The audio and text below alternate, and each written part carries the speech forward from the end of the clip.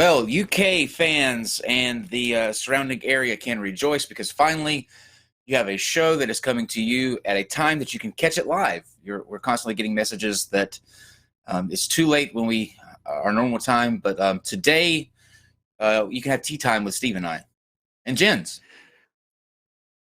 Hello, Hello. Steve. Hello. I like when we have earlier shows every so often for the UK people. They like it too. So Yeah. So welcome. If you're catching us for the first time, please consider hitting the subscribe button and the what do they say now, Steve? Smashing the like button. I believe that's the smash lingo that now, button. right? I think, yeah, smash it, hit Smash it, the like button. crush it. I don't know. Kids in their T- newfangled jargon and lingo. Today we're going to be covering probably one of not probably one of the subjects that I absolutely love. I can't get enough of, and that is history and archaeology. And today we're going to be talking about what is the world's, I believe it's correct, Jens, this the world's oldest known site that's been excavated, correct? No. There are older sites actually. It's the oldest Oh, yet known human-created monumental architecture. oh, great. And let me go ahead and introduce Jens. It's Jens Notroff. Am I saying that last name correctly? Perfect. Perfect.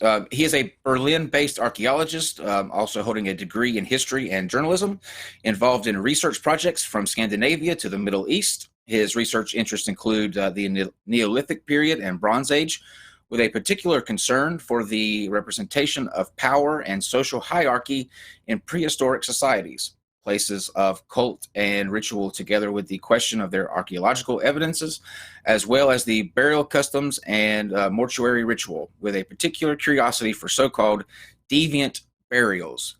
Now, that is quite interesting. What is a deviant burial? That's actually a good question. We could discuss a whole show about this question alone, I think. In general, it is a burial which somehow differs from what is considered the norm in a culture or region or period.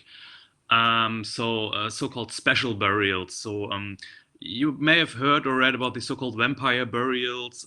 They are decapitated or big stones in the burial as well. So this is what's called deviant.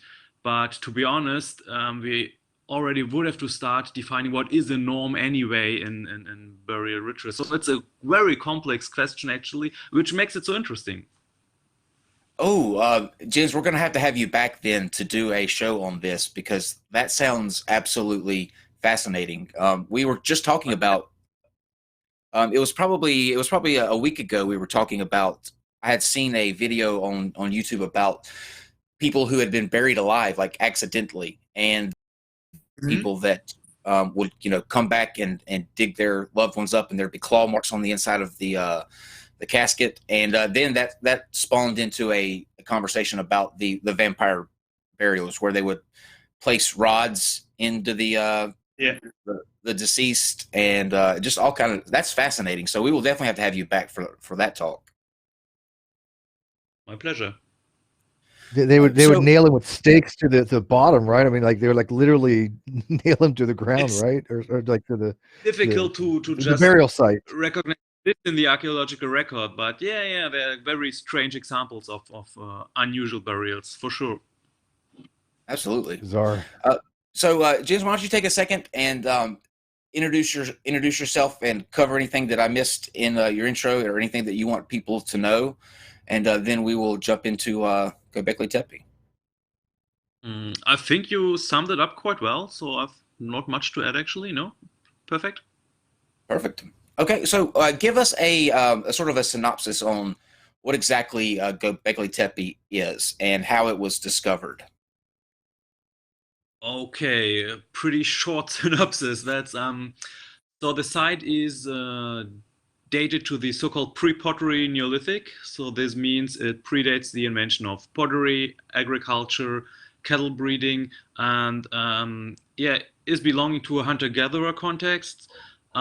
dating to roughly the 10th and 9th millennium BC in what is called the Fertile Crescent. The site is situated in southeastern Turkey, close to the Syrian border. So this is actually the area where a lot of our own lifestyle, the way we live today, was created in that time. And the interesting part about Göbekli Tepe is that it is a site consisting basically of what we call special purpose buildings in archaeology, so rather not the average domestic architecture we know from contemporary settlements, but it consists of monumental buildings which could be interpreted as social hub, as a gathering site, as a ritual site. It's situated on top of a mountain, so not exactly a perfect settlement situation, at least temporarily, which was not quite expected in this early period. So this is a really, really short elevator pitch about Göbekli Tepe. Yeah. Mm-hmm. And how was it discovered? Yeah, so quite interesting. The site is known since the 1960s, when a joint survey from the universities of Istanbul and Chicago were examining a lot of sites in the region, and it was noted as a Neolithic site due to a lot of silex artifacts, stone artifacts lying around, but the architecture was not discovered back then. This only happened in 1994 when Klaus Schmidt, with this list in hand, visited a lot of these places. And he was quite prepared for, or his eye was trained because he was excavating at another site nearby, Nevelitschori, where for the first time these T-shaped pillars, much smaller than the ones at Göbekli, were discovered. And so he somehow was recognizing pieces lying around and started to excavate the site the year later. And since 1995, excavations are ongoing at Göbekli Tepe. Now in the framework of a research project by the German Archaeological Institute here in Berlin, in cooperation with the museum in Schandlehofer, and funded by the German Research Foundation. So it's a quite huge project, actually. Absolutely. What's the time frame on the and what percentage of the actual site is uncovered? Because there's still a lot that's to be excavated, right? Yeah, it's difficult to give exact numbers if you don't know what's yet not excavated. So we know it's quite a large site due to the geography of the mount. We did some geomagnetic survey where you can see somehow what's going on underground, but it's actually hard to say, to give an exact percentage of what's excavated. I would guesstimate about 10%, maybe 15%. But the important thing to note here is that in archaeology, the aim never is to excavate everything, because we are not interested in objects, we're interested in the context of these objects. And excavation always means destruction of these contexts. That's why it's such a painstakingly slow endeavor to excavate something, because it has to be documented so carefully. And to just to not destruct all of these contexts, we only excavate as much as necessary to understand what's going on, but leave as much as possible in situ again to preserve the context. So this is why giving exact numbers of what is excavated, what is still left, is not really leading to a satisfying answer, I'm afraid. Sure. And what, just so we're clear, what is your involvement with Göbekli Tepe on the site? I'm a research assistant in the project. I'm working at the institute, and I participate in the field expeditions, and I process the finds, the documentation, and the interpretation, trying to fit it all together to get a clear picture or a better picture of what was going on in that time and area. That's got to be amazing. What's that like, seeing all of that history that unfolds right in front of your eyes? It can't leave you expressionless, emotionless. Of course, it's quite amazing to stand there, and once you realize you're the very first person to touch this again, or to see this again after millennia. Of course, this is it doesn't leave you cold. It's quite amazing, yeah. but it can be a 9-to-5 job as well. So you're spending weeks, months in the dust. So it's sometimes a sobering experience as well. Yes, I can imagine. So do we have a sort of a profile or any indication of what the people were like that built Göbekli Tepe? Are there any guesses as to how these people were, who they were, where they originated from, where they went? Well, they were originated from geographically. It's not that easy to say, but in the whole concept of human culture we have, it's pretty clear that they're still very much related to the tradition of the Paleolithic, Upper Paleolithic hunter-gatherers. So the last ice age was just over. Climate and landscape are changing, and these people were still very, very close to hunting subsistence. So these were hunters, Stone Age hunters. We could describe them maybe as the last Paleolithic hunters, just on the doorstep to larger societies, coming up with farming, cattle breeding, permanent settlements. So we're right in the transition phase where all this happens, but they're strongly related to hunters. We can say this because we know their tools. We found the remains of their subsistence bases. So they're hunters. Tradition of Paleolithic hunters is something very strongly present. And what was it that because this is a transition period from sort of the nomadic groups of people and sort of a stationary place, do they have any guesses as to what sort of inspired them to create this site? Like what made them want to kind of settle down in one area and build these monuments?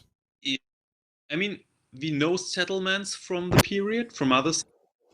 They are semi-permanent, so these people were already staying for a longer time at places. The thing about Göbekli Tepe is, let me start the other way around. In many of these settlements we already know, there are buildings quite different from the other domestic architecture. And these buildings, they usually consist of larger rooms with benches. So they look like communal buildings, gathering places where people meet and discuss, follow rituals and so on. And the thing about Göbekli Tepe is that the architecture there very much resembles this special architecture. But here it's not only one building, here it's a lot of similar buildings. And the idea behind this is that while the villages have, or the smaller settlements have their own small communal center, Göbekli Tepe is a larger communal center for several of these groups and settlements. So people were meeting there occasionally to communicate, to exchange information, to exchange goods, marriage partners, for instance, so to keep the gene pool fresh, and to come together and have feasts together. And this is something we are not making up. We know from historical and ethnographic analogies that this is something very essential to small groups, this constant exchange of information and goods and genes. So this is, you could describe Göbekli Tepe as a social hub, probably at best. Or were there any religious influences? Like, did this have sort of any kind of ritualistic or religious importance or relevance?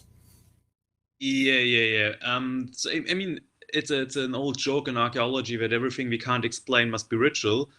But here we have something which looks different from the domestic settlements we know. We have these huge T-pillars, larger than life T-pillars, 5.5 meters high, the biggest among them. And the interesting thing is they are very, very abstract in their shape. So this T actually depicts, as we found out during excavation, a human figure. So it's anthropomorphic. These T-pillars, at least some of them, have hands and arms. They have belts, loincloths. So they depict giant sculptures. Interestingly, they have no faces, so they're faceless.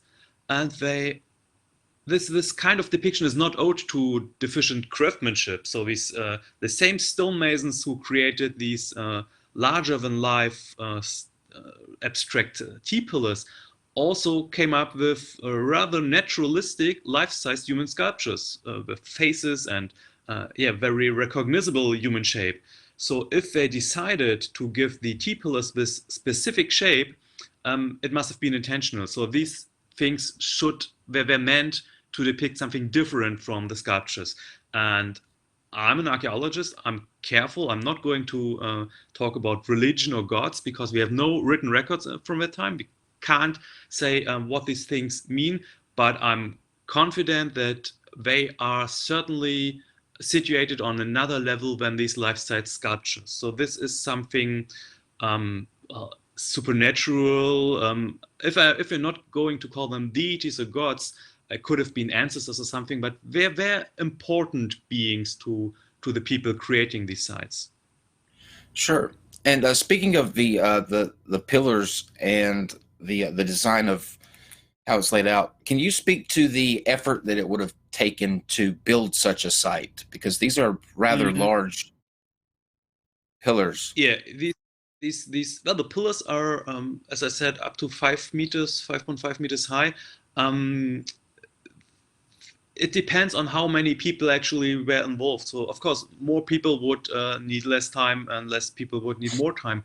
But since our idea is that this is a gathering place, a meeting place where several groups came together, it seems quite possible that a lot of people were available at the time. So the construction itself could have been a thing of comparably shorter period. I mean, not talking about hours, but likely more days or weeks. The limestone is not that hard, so it could be carved with the available stone tools around. It would be just a question of constant effort. The more important thing actually is that everyone involved in constructing these things could not go hunting, and thus others had to come up with food for these people. So this division of labor is something also quite extraordinary in that period, something we wouldn't have thought about in that large degree earlier. So to cut it short, a couple of weeks maybe, the question rather is were these sites, these enclosures or buildings constructed at once, or were they coming back and forth and spending time there building these things? So but it looks like building itself was a very essential part of activity going on there. So these people came there to build. And just to give people sort of an idea of the age, because I think when people think of old, sort of megalithic structures, the first place that comes to mind is Stonehenge. How, compared to Stonehenge, how much older is Göbekli Tepe?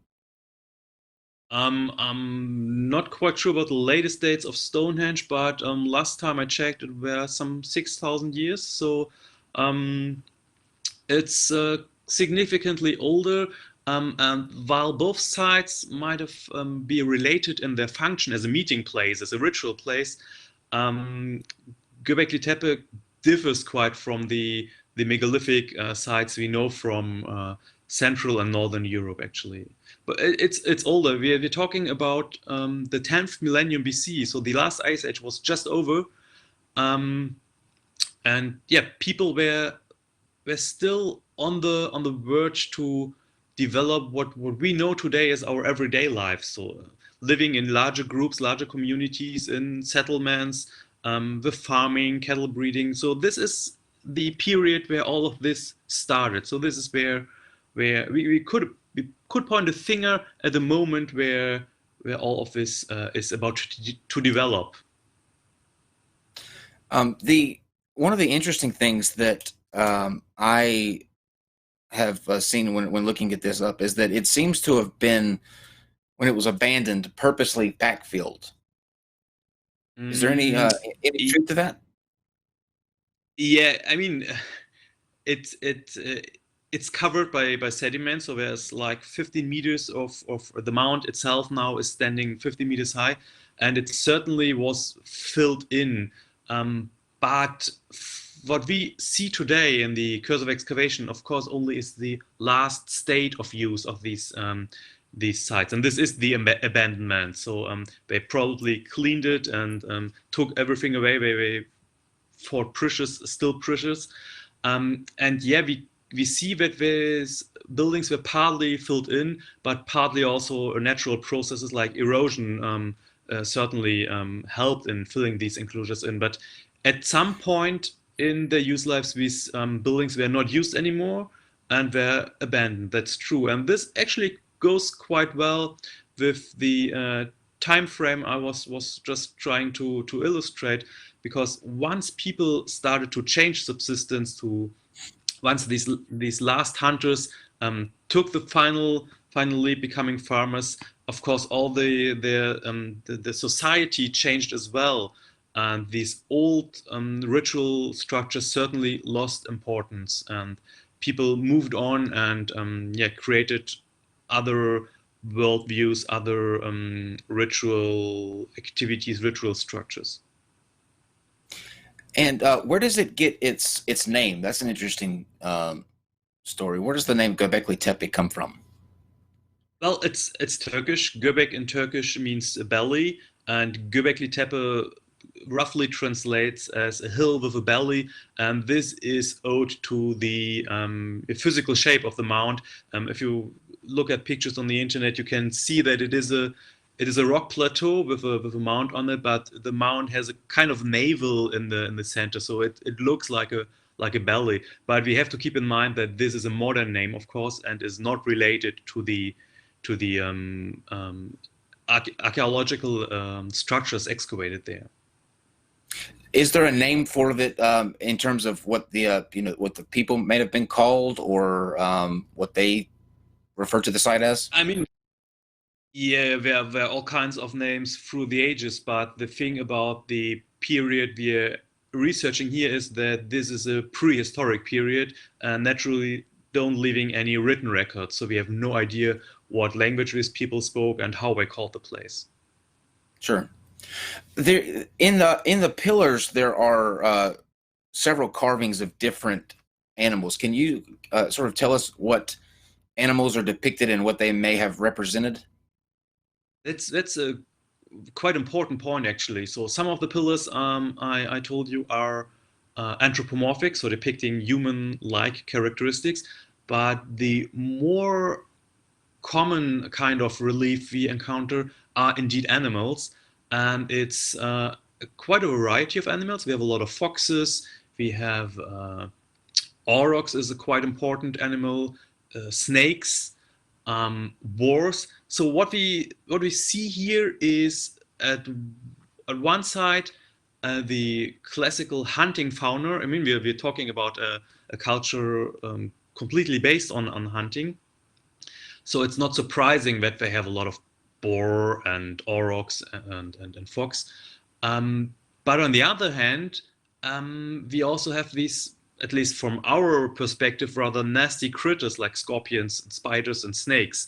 So the iconography of the site seems to center around hunt, and yeah, if you want to interpret these nasty animals as symbols of danger or threat, it seems a very strong emphasis of fear and death. A lot of the animals depicted, of the sculptures at least, seem to be somehow partly skeletized. So it's a very symbolically loaded iconography. Another interesting thing is that among sculptures, but also among the reliefs of the pillars, interestingly, there are very few human depictions. And the few human depictions we know are either decapitated, so missing the heads, or are separated human heads. And this quite often, which is also known from other sites, together with necrophagous animals, in particular vultures. So vultures and separated heads, or vultures and headless people, are a very common motif in the iconography of this period. And this may hint at a very complex funeral ritual, which also could involve places like Göbekli Tepe. What is the implication of the headless bodies or the severed heads?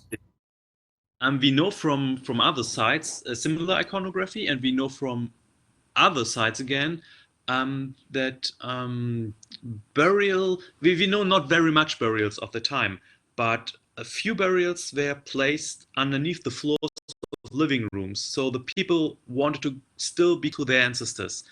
And the interesting thing is that from sites like Jericho, for example, there are very famous skulls dating to the same period, which were replastered. So they were given back a face with gypsum and shells for the eyes, and they were painted.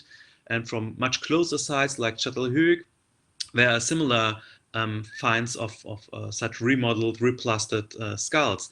And the point now is that if you want to replaster a skull, it must have been defleshed already.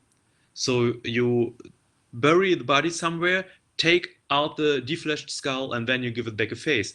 And now the vultures may come into play.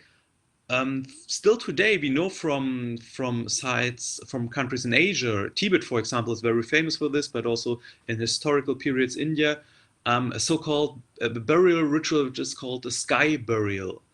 And basically, this includes the human body, the body of the deceased, placed somewhere in a remote place in the landscape, and then necrophagous animals, mostly vultures, are coming, feeding on the flesh and picking bare the bones, so excarnating the body, and then the bare bones are collected and buried. And this is something we may see here in these many depictions of vultures in combination with headless human bodies or separated human heads. It's a mythological thing on one hand, so the vulture is carrying the head, the most characteristic, individual characteristic of a person, but also at the same time defleshing the bones. And we didn't find any burials at Göbekli Tepe yet, but it still could be possible that this was a site maybe used in this kind of defleshing ritual, which of course then would explain why there are no burials, because the burials were, the people were buried at another place. What we do have is, besides the depictions of these necrophagous birds, a lot of bones in the material coming from the sites, bones from vultures and corvids, both known as necrophagous birds, and significantly more bones of these birds than you would expect in an average settlement site. Wow, that's fascinating. I love stuff like that. Like the tie in there with having more bones of vultures than you're supposed to, sort of leads you to believe that this ritual, and the carvings obviously leads you to believe that this could be a site for the defleshing. How what Maybe, a it's one of sure. What a macabre image, though. What do you think, Steve, about laying out bodies to be defleshed? Steve? Did we lose Steve? gone. Oh, we did. Dave, what happened to Steve? I was wondering why he was being so quiet. Usually he's I have no idea why he disconnected, like, literally 8 minutes ago. He's been. Well, we'll see if we can't find Dave. See if you can't message him to find out what happened. Maybe he's making a coffee or something. No, usually he wouldn't. Usually he doesn't miss these things. Something might have happened to his internet or something. Because he's. I was wondering, because usually when we have these talks, he's right in there asking all kind of questions, and I was like, well, Steve's very, very quiet today, and he hasn't moved, so that would be why he's quiet, which is fine. We'll get him back hopefully here in just a second.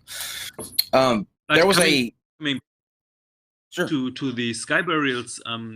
You could easily find quite a lot of interesting documentaries and pictures on the internet if you Google sky burial and and Tibet, for example. And one interesting thing there is that these you just can't place the body and the vultures are coming and ripping off the flesh. That wouldn't work. You need to prepare the bodies, and better you do this if you didn't have breakfast immediately, because some of the pictures are not. Well, be warned. It's a rather nasty, dirty thing. But these bodies are prepared actually with large knives and machetes. And this is quite interesting, but this would leave some marks on the bones, and this offers potential to examine Neolithic burials for this kind of marks, which would be a hint at a preparation for these sky burials. Can you speak to what the preparation entailed? Like when you talk about the marks on the bones, what would that come from? What are they doing? Cutting, probably just cutting, loosening up the flesh, so to say. So you would find cut marks on the bones, I suppose. Ooh, that's rough. We were talking before the show. I was telling Steve and Jens about the first time I went to give blood, and I made the mistake of looking over at the tube, and I passed out. So maybe I need to ease into these sky burial pictures. Yeah, but it's an interesting perspective, rather different from our Western view about the necessary completeness of the body. It's quite interesting to just go into these things. And I mean, I'm not saying we can 100% project this into the past, into the Neolithic, but it shows us the variety of possible ways humans are approaching the preparation for an afterlife. Is this something that is still practiced anywhere, like this ritual of? I think to this day practiced in Tibet. Yeah.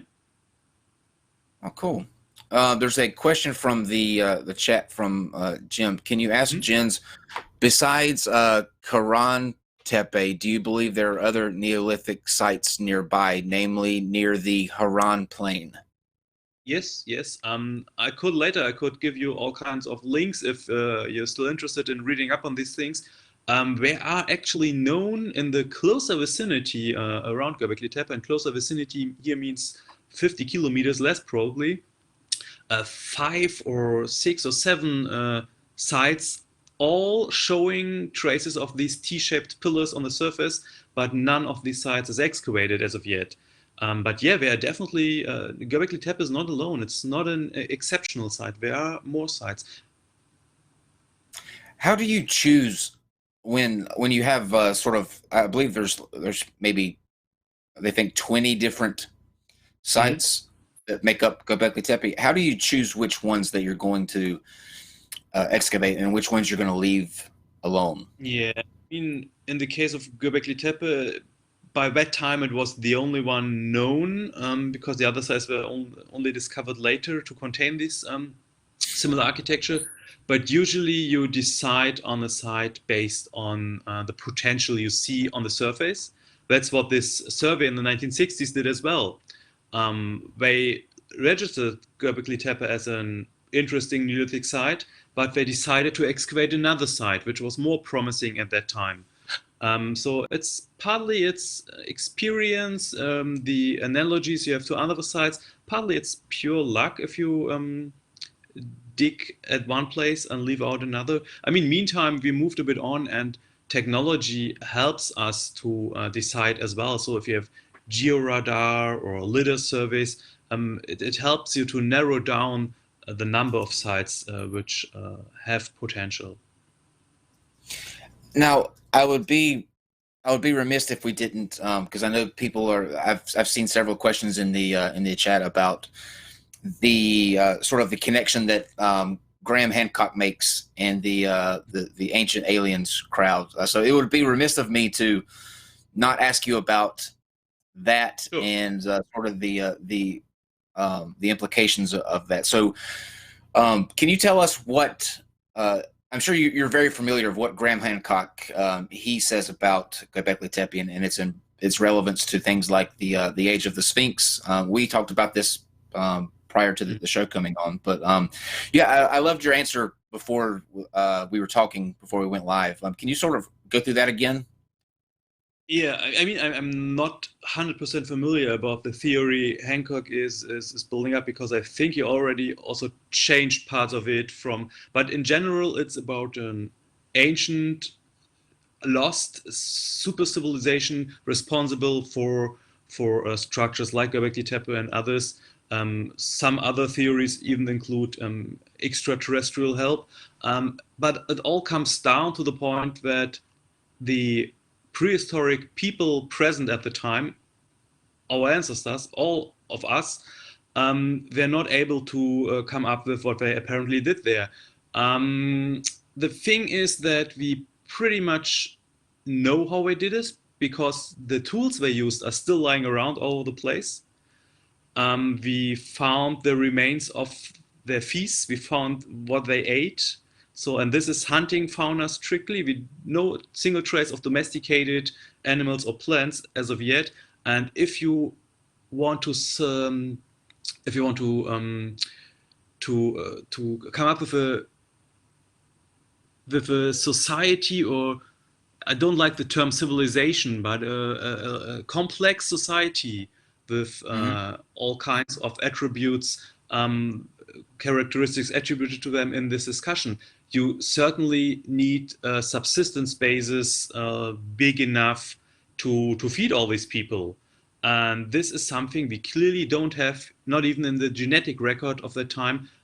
Domestication just did not take place at that time. So everything you had was hunting and gathering to feed people. And I fail to see how you could feed a large-scale society based on this subsistence. And every single trace we found is clearly connected to the hunter-gatherers of the period and region we knew from the time.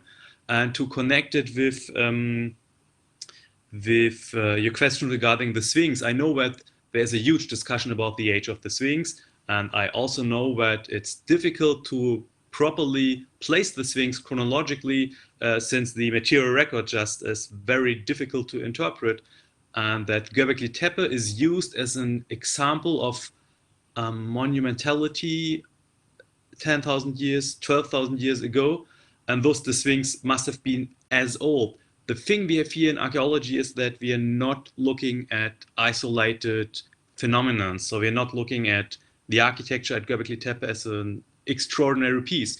As I just told you, there are many other sites with a similar iconography, with a similar architecture. We know sites in the vicinity of at least 200 kilometers coming up with the same symbolism. So Göbekli Tepe is rooted in a complex cultural context. And so is the Sphinx. So the Sphinx is architecturally connected to a lot of buildings around it, is iconographically connected to a lot of other sites in Egypt. But most important, we know what was going on in Egypt 10,000 BC. So we know sites from the pre-dynastic period, from the Paleolithic period in Egypt. And the Sphinx, if it was that old, would have been a single, extraordinary, unique example, leaving out any parallel and analogy. And this makes a dating in that period quite unlikely, even if the material record makes it difficult to properly place it. And if we had had this talk about 6 months ago, I would have pressed you on that a little bit, but I now too am I am a reformed conspiracy theorist when it comes to the Sphinx. As Steve, by the way, yes, Nicholas, I did get your message in the chat. Steve's internet has crashed, so that's why he is not here. And next question from the chat comes from Saltiest Raccoon. I'm not sure of the limitations of the technology, but would it be possible to find environmental human DNA in the bird bones to confirm the theories about sky burials? well, you don't need DNA to confirm sky burials. As I just said, you would see physical marks on the bones, and there are few bones from Göbekli Tepe. 2 years ago or so, some of the skull fragments we found were published, and they show cutting marks, but it's hard to interpret these cutting marks because the pieces are so tiny, and you really can't say what exactly produced these cutting marks. Our anthropologists came up with really interesting scenarios from decorating the skulls to maybe even defleshing marks. But we need to find the burials to properly say something about this. There are a couple of sites showing quite extraordinary burials. Göbekli Tepe would be one of the sites. And the interesting thing there is that the bones at Göbekli Tepe are painted. And this, of course, hints at an excavated bones as well, because you only can paint bones if the flesh is already gone. So yeah, you would need to examine the bones, but you don't need to go into the DNA, at least not for the sky burial hypothesis. And from the laughing jester in the chat, I think this is maybe interesting. See if you would agree with this. This site sounds like a modern day fairground, if I understand your guest correctly. Would that be an appropriate? Yeah, I mean, it's a bit more complex, but if you really want to break it down, it's quite similar. People are coming together, they're drinking, eating together, exchanging information, building together. Yeah. I mean, what we are doing today in our secular Western society is we're separating profane activities and ritual activities. But if you look into other parts of the world or into historical examples, everyday life can be so closely connected to ritual that you don't need to make a distinction between profane and sacral or ritual. This is something we do today, but for these people back then, a fun fair could as well have had a religious component. Yeah. Awesome. And there's a couple of good questions that are coming in the live chat. So guys, that's I'm liking what I'm seeing. Blue Collar Heathen says, I missed the beginning. Sorry if this is answered already, but was Göbekli Tepe made in situ or placed from quarried stone from elsewhere? It is the place from quarried stones, but the quarries we know they are just next to the mount. It's a couple of 100 meters, so it's all a very close vicinity. Excellent. And Platium wants to know if you've come across anything that you did not expect. Not expect. I mean, the monumentality of the site certainly is unprecedented and was unexpected at the time of discovery. Yeah. And Kimono Maki, what he says, please ask Jens to flesh this out, please. The DAI website seems to give a short shift to the hypothesis that this site was a necropolis. They don't deny it; they just mention it. Yeah, that's pretty much what I try to explain with the whole sky burial theory. We don't have any hints on burials as of yet, but there are indirect hints at a possible relation to funeral ritual, but there's no direct evidence because there are no skeletons, no burials. And but that's what I made burials. Yeah. Sure. And Robert Payne wants to know if there has been any ground radar or the LiDAR that sort of maps out the... No LiDAR, but geoelectric ground radar service were done. We also have a little article about this on our weblog, including pictures. I could give the links in the end of the show, and you could just post them or something. Absolutely. I'll put that in the description. You can just send those to me over Twitter, and I'll copy and paste those. So, what are the what's the next steps that Göbekli Tepe is going to undertake? What's going on there now, and what's the future look like? Well, just entered the UNESCO World Heritage List last summer. So this year is the Göbekli Tepe year in Turkey, which is of huge importance for the local tourism.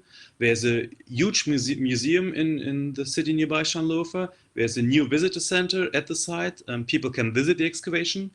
What we are now up to is to somehow sum up more than 20 years of excavation, and coming up with hopefully lots of books. We're currently processing and analyzing all these finds and trying to put together a kind of synthesis what the site actually means, and trying to create questions for future ongoing research. So points we want to look into detail with ongoing research. But right now we're writing a lot of hopefully a lot of books coming out in the next couple of years. We're in the last phase of this research project right now. Excellent. And guys, we'll do a couple more questions if you have them. Zep, a guy from Zep Tepe wants to know, could it be made for astronomical observations? It's definitely an option we would never rule out. So people certainly were interested in things going on in the sky. The thing we have to keep in mind here is that the structure likely were subterranean, had roofs, and so you could not exactly monitor the sky from within these buildings.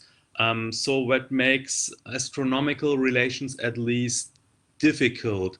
As of yet, I did not come across about a convincing connection to astronomical alignments. But I'm not excluding it, not at all. Sure. And Jim Majors, do you think civilizations such as the Sabians are descendants of the original inhabitants, given similarities in stellar beliefs, and why do you believe they left so quickly? It's difficult to create long continuity to historic or even modern populations. So it's possible, we know from other sites, from other parts of the world, that oral tradition can have a very, very mighty impact and can go on for generations, but it's difficult to create direct lines of continuity from Göbekli Tepe to any historic site as of yet. And actually, the second part of the question, why they left so quickly, I would say they left quickly. There's not much evidence of a hastily abandonment and quick abandonment. No, life just went on, and the society changed, and there was no need for this kind of ritual structures anymore when the settlements developed their own specific ritual structures. Mm. And from Kimo Maki again, Jen sort of spoke to this. I'll let him clarify if there's anything else based on your specific question, but he was speaking to this when talking about preparation for the sky burials. But he says, I'm more curious about the recent discoveries of human crania with incisions and even drill markings. A sort of skull cult is mentioned in Science Advances in June of 2017. Yeah, that was the paper I was mentioning. Skull cult is a very strong word. I mean, we have other hints in the iconography. I mentioned the omnipresence of depicted skulls, separated skulls. We have separated or broken off heads of naturalistic human sculptures deposited in the filling. So there is definitely some curiosity about heads and skulls going on. The thing about these fragments is, if you read the science paper, they are so few and so tiny, just a handful of fragments, not larger than the thumb, that it's really difficult to center a whole cult around it. It's interesting that they have drill marks and cut marks. It's definitely something we need to follow. We need to follow up. So far, a lot of interpretations come to mind. It could have been related to the sky burials, to burial ritual, to funeral ritual. I know that it was also discussed that these were maybe trophy skulls used in the context of rituals, but again, the number and size of the samples is not big enough to really base a large, far-reaching interpretation on this, in my opinion. That's fascinating. There's a question that's come up a couple of times, more so towards the beginning, but a couple of times here recently about the carvings of the statues that represent the humans. They're wanting to know about the explanation with something about handbags and the statues that. Yeah, I know what you mean. There's one pillar with interesting objects depicted in the upper part, and I know that there was a relation, or that there is a relation made in a lot of internet discussions with the so-called Sumerian handbags. Well, first of all, the Sumerian pieces are not handbags at all. The fun thing, or the good thing about this period, is that we have written records, and the ritual depicted there is actually quite well described in the written records, and it is a purification ritual. So it's a bucket with seeds of water, and then the other hand of the being depicted is a pine cone usually, and so the pine cone is used to be dipped into the water or seeds or flower seeds, and used for purification. So this is not a handbag either. The thing with the Göbekli Tepe objects or depictions is that they are not really related to the buckets or so-called handbags. If you look closely, you can see that what could be interpreted as the handle of the buckets or bags is off center. So it would be a very impractical handbag. And very small depictions of animals are associated with each of these three objects on the pillar. So we are more likely seeing this, also that is open for discussion, and we are not convinced 100% either, to see this as depictions of buildings, of structures. So maybe enclosures themselves, because something we noted with the enclosures is that among all the animal reliefs, each enclosure seemed to have a specific animal related to this enclosure. So there's a building showing a lot of vulture depictions. Another building is showing a majority of boar depictions. And so it could be that each building is associated with a specific group, and this again is associated with a specific animal. And coming back to the depictions of these handbags, if they are related to these buildings, it would make sense to see a specific animal next to each of these things. So to cut it short, I'm far from associating these with handbags or whatever. Sure. There was an interesting question here now that I think is a very good question. Are there any political limitations that is put on the site from any of the, whether it be Turkey or any of the surrounding Middle Eastern countries as far as excavation goes? No, we're a joint research project, so it's a Turkish-German research project, and in archaeology, or I would say in science in general even, you really don't distinguish this or break this down into national issues. So it's a joint research project, and we're quite happy and very well working together, cooperating with our Turkish colleagues. And Turkish archaeology actually is a very good part of the whole subject. So there are a lot of fascinating sites in Turkey and a lot of very, very good colleagues researching these. Yeah, that's good to hear that it doesn't come in between the archaeology. So in conclusion, what would be the thing that you would say people should know about Göbekli Tepe that they don't already know? Like, what is your takeaway, and what does it mean sort of to you? Like, what are the implications on its importance as far as how we understand civilization, sort of stuff like that?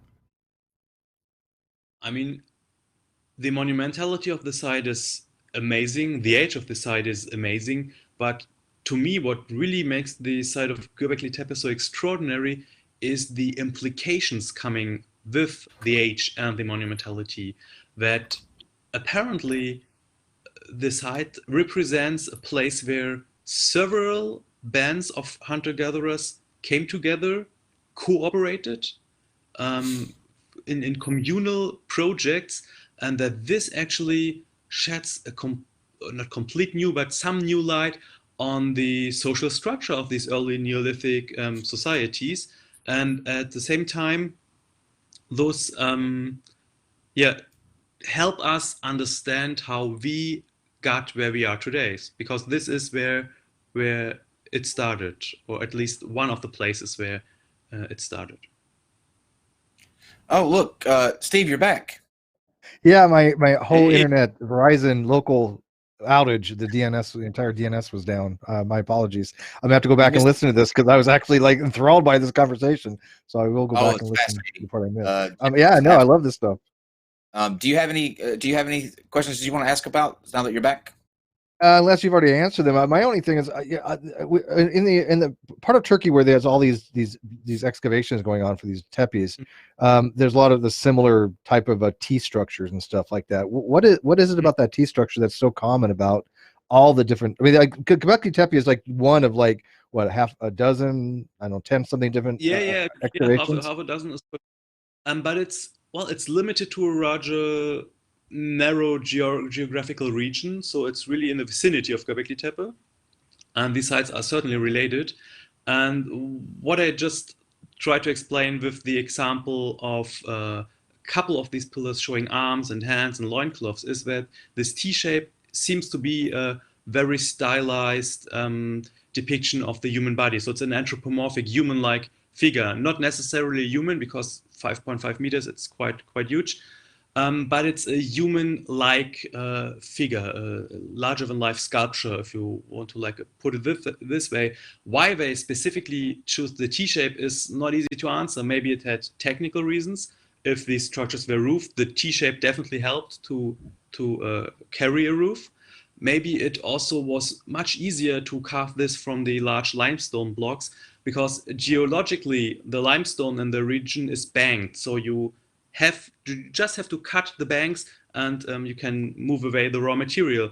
And maybe it's easier to just carve the T-shape off of it than making complex sculptures. But I think the stylized depiction really has to do with distinguishing the larger-than-life T-pillars from the naturalistic life-sized human sculptures we also have. That's fantastic. So they're anthropomorphic. I would have never even thought about that. So they're some kind of anthropomorphication of like the body. So I find pictures really clearly showing I wasn't convinced of this either when I started excavating there. But as soon as we excavated the part where the hands and the belts and loincloths came up, it was pretty convincing. Yeah. The chat has just thoroughly loved this, as have I. Steve, you missed a fantastic. No, I will go back and listen. Trust me. Curve Pimp Hindowski, the Laughing Jester, just sent in a. Thank you for the super chat. That's a rather substantial super chat. Great show, Kyle, Steve, and Jen's no joke. So, thank you very much. Jen's taking the time. I'm sorry, you cut out there.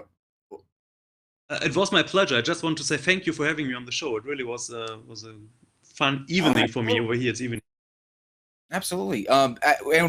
Take a second and let people know where they can either follow you or sort of they can catch and see what you're doing or catch up on the latest news with Gobekli Tepe, all that stuff. We've got the research weblog, project weblog, the Tepe telegrams. It would be easier to post a link somewhere. But I sent you a couple of links, and you could just post them in the chat or in the comment section. And you could find me, and I'm pretty open for questions if you want to know anything on Twitter, for example, at Jens2, like the number 2 go. Should be easy to find me there. And yeah, but definitely check out our weblog. A lot of information there, a lot of data, and it's regularly updated with news on our research and excavations. Excellent. And I will definitely put those links in the chat. So if you're watching this later on, you can just click below and find that out. Urban Road Derek says, just wanted to be #1 Fab Sequitur as always. Thank you very much. That is a very good super chat. I appreciate that. Jens, we will definitely have you back. I am excited to talk about this, these burial things. I think that would be absolutely fascinating to have a chat about. Just drop me a note. My pleasure. Absolutely. And thank you guys for tuning in early in the day. Like I said, UK fans, it doesn't happen often, but we are happy to do it when we can. We will be back, or I will be back tonight with Katie Paulson from Pathos and Without a Crystal Ball. She has had quite the run-in with our famed and notorious villain here, Jilly Juice. Jilly Juice has left her several voicemails that we will go through and we will listen to, as well as several messages. Katie has some screenshots. She's threatening to sue Katie for libel and slander. Yeah, and we'll find out why when she joins us tonight. But that will be at 9 o'clock. And Steve, do you have anything that you want to? Just before you guys do your thing at 6 Eastern for about an hour prior on 5 Eastern, Nick Suter and I are going to do a call-in thing, Ask a Philosopher again, and Ozzy's going to be joining us. So that's at 5 Eastern. So a couple hours from now. Excellent. And I see we're not going to be very long. Ozzy in the chat says, hello, Ozzy. He says, terrific topic. I look forward to watching this from the beginning of the episode. Yes, it was fascinating. It's definitely one of it's nice to have these. We get so caught up in the debates and the flat earth stuff that it's nice to have when we have actual people with smart things to say come on and have a chat. You like smart people. Yeah. This was a pleasure. As I say, for us, we get excited when we have a smart person on for a change. This is a substantial super chat too. So I'll let this one go through, but we are getting ready to close out so that we can. It's late over in Germany, so we're gonna let Jens go to bed at a decent hour. But Night Demon US says, are the tools iron or other? Stone. We're in the Stone Age, so stone tools, of course, the tools we still find are stone tools. They surely had wood and other organic material, but no metallurgy as of yet. Excellent. Okay, Jens, thank you once again. This was an absolute delight having you here. We look forward to having you back to the burials. You join Steve at 5 o'clock Eastern, and then 5 o'clock Pacific. I'm sorry, my bad. Pacific, 5 o'clock yes. Pacific. Yeah. And then immediately following, we'll be back live here for the Smoking Nun and Jilly Juice. So thanks again, and we'll see you in a couple hours. Thank you.